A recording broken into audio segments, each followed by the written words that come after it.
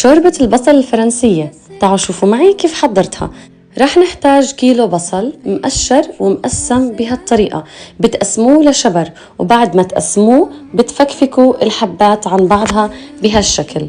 بطنجرة رح نحتاج زبدة، زيت زيتون، ومنضيف البصل الشبر فوقهم، رشة ملح، رشة فلفل أسمر، ومعلقة صغيرة سكر بني، وكانت هاي إضافة مني. بنقلب البصل كتير منيح وبنتركه تقريبا نص ساعة على نار عالية. بهالوقت بنقسم خبز الباجيت، نحط عليه رشة زيت زيتون، ملح، فلفل أسمر، على حرارة 200 من فوق وتحت بالفرن لمدة 10 دقايق ليطلع معكم بهاللون الذهبي الكتير حلو.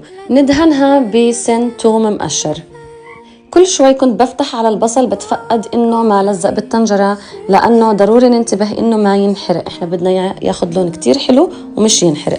وبعد ما يتكرمل البصل ويصير بهاللون ضفت سنين توم، معلقة طحينة كبيرة، حركتهم كتير منيح، وفوقهم حطيت تايم، ورق غار، وغمرتهم بمرقة لحمة تقريبا 5 كاسات كيلو البصل. بغطيها وبتركها تغلى تقريبا ثلث ساعة على نار واطية. إذا حسيتوا بدها ملح ما تنسوا تملحوها.